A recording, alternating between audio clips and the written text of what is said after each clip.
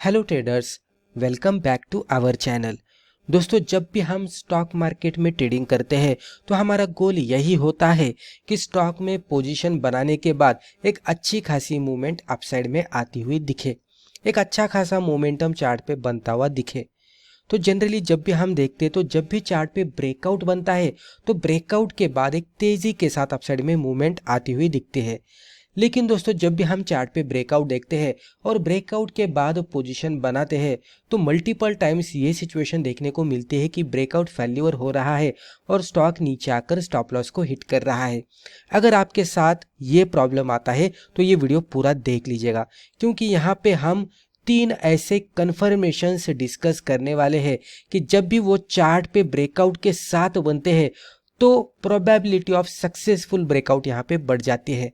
तो यहाँ पे एक अच्छा खासा सक्सेसफुल ब्रेकआउट किस तरह से ढूंढे बाय यूजिंग दिस 3 कन्फर्मेशंस, वो ये वीडियो में हम डिस्कस करने वाले हैं। 3 कन्फर्मेशंस कैसे हैं, चार्ट पे किस तरह से ढूंढने हैं और उसके बाद मोमेंटम किस तरह से बनता है वो आगे जाकर एग्जाम्पल के साथ भी हम देखने वाले हैं। 3 कन्फर्मेशंस देखने से पहले हम यहाँ पे सबसे इंपॉर्टेंट पॉइंट पहले डिस्कस करते हैं, why most breakout traders lose money. तो मल्टीपल ट्रेडर्स हमें ऐसे दिखते हैं कि जो ब्रेकआउट तो सही तरीके से आइडेंटिफाई कर रहे हैं, पैटर्न भी सही तरीके से ड्रॉ कर रहे हैं, पोजीशन, स्टॉप लॉस, टारगेट जो भी है, एंट्री, स्टॉप लॉस, टारगेट सही जगह पे ले रहे हैं, लेकिन ब्रेकआउट फेल्योर हो रहा है। उसके पीछे कुछ रीज़न हो सकते हैं। वो रीज़न क्या है वो पहले हम समझते हैं, और सक्सेसफुल ब्रेकआउट आइडेंटिफाई करने के लिए किन किन चीज़ों का ध्यान रखना है वो भी हम देखते हैं। Not every breakout is a real breakout. जो भी चार्ट पे ब्रेकआउट बनता हुआ दिख रहा है वो रियल में ही सक्सेसफुल होगा, रियल ब्रेकआउट ही रहेगा, ऐसा नहीं होता। कुछ ब्रेकआउट फेल्यूर होने वाले हैं, कुछ ब्रेकआउट सक्सेसफुल होने वाले हैं। लेकिन जो ब्रेकआउट फेल्यूर होते हैं वो फेल्यूर होने के पीछे के रीज़न क्या हो सकते हैं? तो नो मोमेंटम। चार्ट पे एक इस तरह से एक साइडवेज में स्टॉक ट्रेड करता हुआ दिखता है। ये strongest area of resistance and support होते हैं, स्टॉक इसके अंदर ट्रेड करता है और नीचे कुछ छोटे से पैटर्न बनते रहते हैं और इसको ये ब्रेकआउट देता है और इस तरह से क्लोज आउट देता है। अब ये कैंडल तो अच्छी खासी ब्रेकआउट वाली कैंडल दिख रही है, ट्रायंगुलर पैटर्न को ब्रेकआउट दिख रहा है, लेकिन ये फिर से यहाँ पे ऊपर जाएगा और नीचे आकर स्टॉप लॉस हिट करेगा, क्योंकि ऊपर एक स्ट्रॉन्गेस्ट रेजिस्टेंस हमें दिख रहा है। तो यहाँ पे अगर दायरा देखेंगे तो स्टॉक एक साइडवेज में ट्रेड कर रहा है, बेसिकली ये देखेंगे तो, और ब्रेकआउट के बाद ऊपर एक स्ट्रॉन्ग रेजिस्टेंस भी दिख रहा है। अगर ब्रेकआउट के बाद इमीडिएटली कोई रेजिस्टेंस दिखता है तो चांसेस ऑफ ब्रेकआउट फेल्योर थोड़ा ज़्यादा हो जाते हैं और साइडवेज रेंज में मोमेंटम भी नहीं होता, इसलिए स्टॉक मोमेंटम के साथ रेजिस्टेंस को ब्रेकआउट देकर ऊपर भी नहीं जाता। तो ये कुछ रीजंस हो सकते हैं कि जहाँ पे ब्रेकआउट फेल्योर होने की संभावना होती है। उसी के साथ दोस्तों अगला पॉइंट देखेंगे तो नो वॉल्यूम। जब भी ब्रेकआउट होता है तो वॉल्यूम के साथ ब्रेकआउट होना बहुत ही इंपॉर्टेंट होता है। अगर ब्रेकआउट कैंडल पे वॉल्यूम नहीं है तो उसका कोई मतलब नहीं होता। तो आप वॉल्यूम देखते हैं कि अगर वॉल्यूम भी बन रहा है तो वो कितना बन रहा है, प्रीवियस 10 दिन के एवरेज निकालने के बाद उससे ज़्यादा बन रहा है, कितना बन रहा है वो भी देखना पड़ता है। No strength. स्टॉक में ब्रेकआउट तो मिलता है लेकिन ब्रेकआउट में उतनी स्ट्रेंथ नहीं होती। स्ट्रेंथ का आइडेंटिफिकेशन किस तरह से किया जाता है थोड़ी देर बाद मैं आपको बताऊंगा। No institutional participation.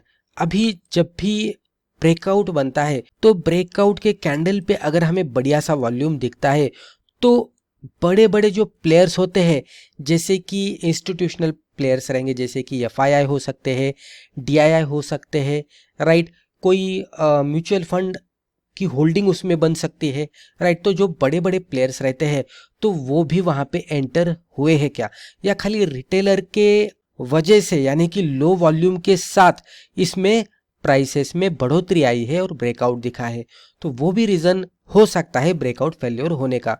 तो उसके वजह से हमें यहाँ पे कुछ कन्फर्मेशंस की ज़रूरत होती है। जब भी हम कन्फर्मेशन लेकर ट्रेड करते हैं तो वहाँ पे ब्रेकआउट सक्सेसफुल होने की संभावना ज़्यादा होती है। तो वो 3 कन्फर्मेशंस क्या है वो अभी हम देखते हैं। दोस्तों, अगर आपको स्टॉक मार्केट सीखना है तो अमेजोन पर जाकर आप हमारी बुक पढ़ सकते हैं या तो यूडेमी पे जाकर आप हमारे वीडियो कोर्सेज भी देख सकते हैं। तो यहाँ पे आप टाइटल पे देख सकते हैं द 3 कन्फर्मेशन रूल।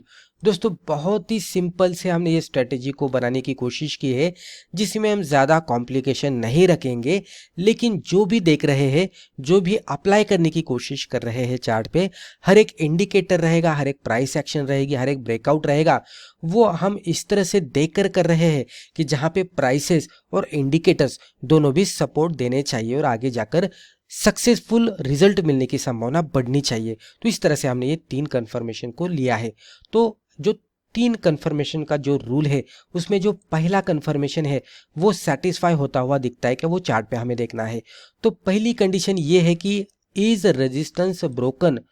अगर स्ट्रॉन्ग रेजिस्टेंस हमें चार्ट पे बनता हुआ दिख रहा है, वो इस तरह से हो सकता है, राइट, इस तरह से राउंडिंग बॉटम पैटर्न के साथ हो सकता है, या तो कप एंड हैंडल पैटर्न के साथ हो सकता है।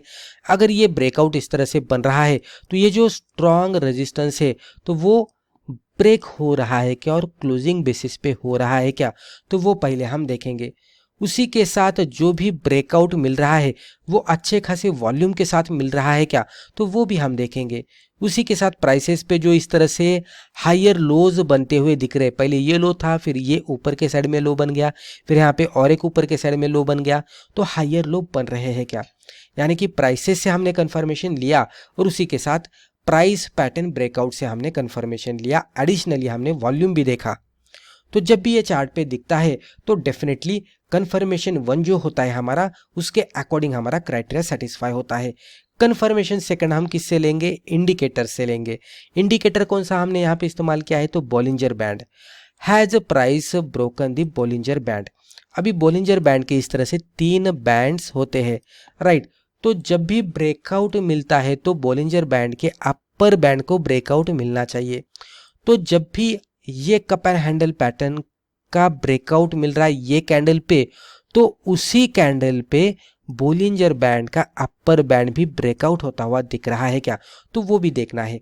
इससे क्या होता है कि प्राइस पैटर्न के हिसाब से ब्रेकआउट जो कैंडल ने दिया है वही कैंडल बोलिंजर बैंड के अपर बैंड को भी ब्रेकआउट दे रही है।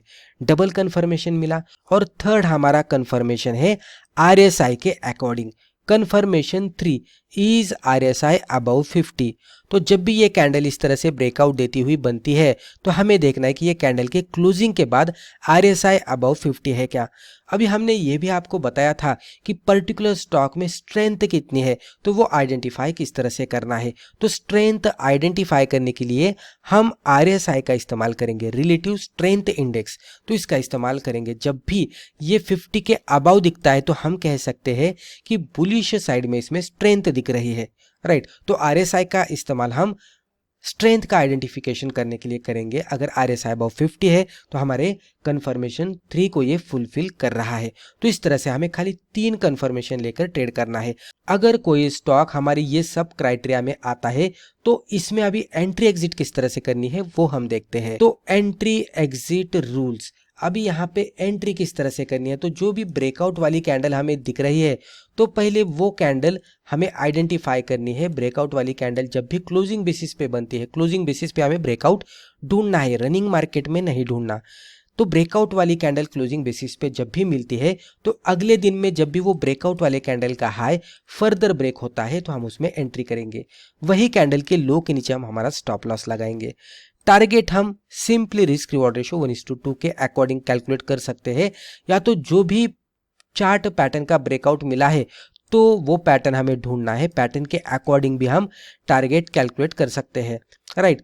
तो जो भी पैटर्न बनता है, मान लीजिए कि फ्लैग पैटर्न बना, जनरली यहाँ पे इस तरह से फ्लैग पैटर्न बनता है। अगर इसका ब्रेकआउट होता है तो इसमें जो मूवमेंट आती है तो जो पहला पोल होता है उसकी हाइट कैलकुलेट करके ब्रेकआउट लेवल से ऊपर ऐड करेंगे तो उतना हमें टारगेट मिलता है। अगर राउंडिंग बॉटम पैटर्न का ब्रेकआउट मिला है तो ये राउंड का जो हाइट होता है ये ब्रेकआउट लेवल से ऊपर ऐड करेंगे तो लगभग उतना ही टारगेट हमें ऊपर के साइड में मिलता है। तो पैटर्न हमें टारगेट कैलकुलेट करने के लिए मदद करते हैं। लेकिन कंफ्यूजन हो रहा है तो सिंपली आप रिस्क रिवॉर्ड रेशियो ऑफ 1:2 का कंसिडर करते हुए एग्जिट कर सकते हैं। तो मुझे लगता है कि एंट्री एग्जिट का भी रूल आपको पता लग गया होगा। अब एक सिंपल सा एग्जांपल देखते हैं चार्ट पे, जहां पे ये हर एक क्राइटेरिया को सेटिस्फाई कर रहा है, एंट्री को सेटिस्फाई कर रहा है और फिर हमें रिटर्न भी किस तरह से दे रहा है वो भी हम देखेंगे। तो चार्ट पे आप देख सकते हैं हमने बोलिंजर बैंड लिया है। ये जो 3 बैंड दिख रहे हैं, इसमें से सबसे ऊपर वाला अपर बैंड है, मिडल वाला मिडल बैंड है जो कि रेड कलर में दिख रहा है, और नीचे वाला लोअर बैंड है। नीचे हमने RSI भी लिया है। RSI के कुछ इंपॉर्टेंट लाइंस हम ड्रॉ करते हैं जिससे आपको पता लग जाएगा कि RSI के कौन से लेवल्स है, राइट। तो सबसे ऊपर वाली ये 70 के लेवल है, ये मिडल वाली 50 के लेवल है, राइट, और सबसे नीचे वाली 30 की लेवल है। अभी चार्ट पे हमने पहले से ड्रॉ करके रखा है आपको समझने के लिए। तो ये इसका रेजिस्टेंस था, ये एक रेजिस्टेंस था, और ये रेजिस्टेंस को यहाँ पे ब्रेकआउट मिला।